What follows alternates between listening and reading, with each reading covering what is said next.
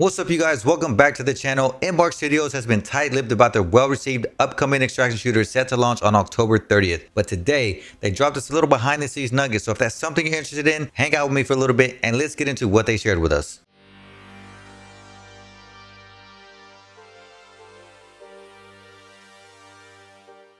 Summer Game Fest came and went. Embark Studios dropped a teaser trailer, and honestly, they also kind of dropped the ball as well, because soon after realizing and admitting that they pretty much let us on, they dropped an official apology on their Discord and went right back into development.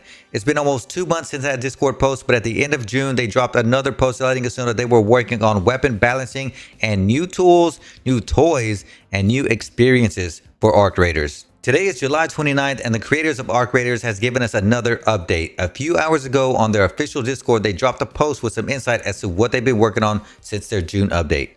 They say, "Hello Raiders, we're back with a community update on the progress we're making. In a chat with design director Virgil, we discussed the core design pillars, choice and agency, fidelity and depth, and risk and reward, and how they help raise the stakes in Arc Raiders. Arc Raiders is, at its core, a game about taking risks. Balancing risk and reward, or what we call high stakes, is standard practice in game design, but it finds its peak in the Rust Belt. It's the cornerstone of our gameplay mechanics, and those high stakes influence everything from the items you bring in with you, the noises you make, the fights you pick, and the places you dare to go. The dangers you face and the choices you make to overcome them should always feel worth the rewards they yield."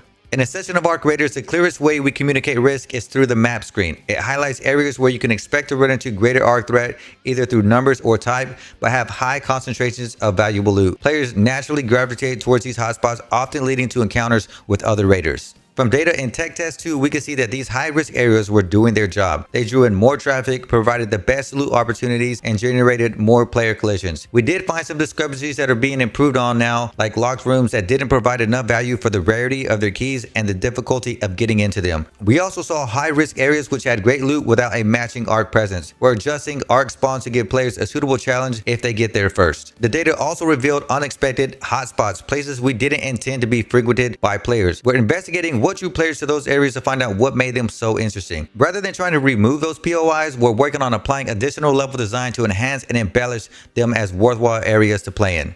An example of something we utilize when trying to analyze and understand player behavior are heat maps like the one picture below, which shows movement activity in the dam for the duration of Tech Test 2. Tools like these help us determine where the majority of the activity took place and enable us to balance the risk and reward of each area appropriately. This is just one of the ways we can use a heat map. For example, comparing this to heat maps of arc behavior can help us determine places where the threat is too high or too low. We also maintain heat maps for spawns, deaths, loot actions, arc spawns, arc deaths, PvP damage, PvE damage, extraction starts, success and failures, and so much more. As we continue on our journey toward launch, insights like these are vital in making sure we ship the best possible version of Arc Raiders. Another high stakes situation in every trip topside is how to find your way back to Speranza. It's time to extract, and once again, you'll turn to the map. Our main extraction points have no direct cost to use, but they draw a lot of attention from both Arc and other players. The longer you stay in a session, the number of available extractions steadily diminishes. Ultimately, it's up to the player to decide whether they chase more rewards at the cost of fewer and riskier ways out,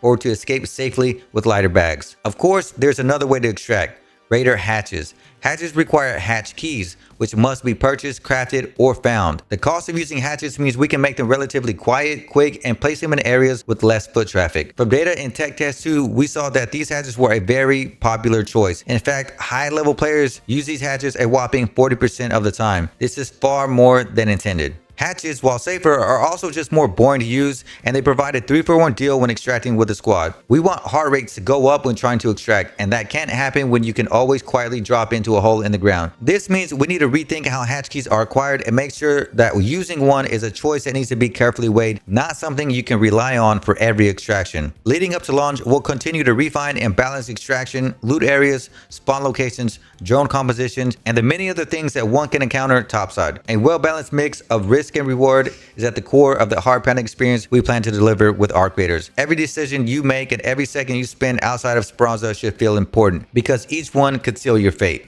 You can tell these guys are putting a lot of time, energy, and effort into making sure this game launches as smoothly as possible. But I'm interested in what you guys have to think about this update from Embark Studios. Let me know down in the comment section, and I'll catch you guys in the next one. Peace.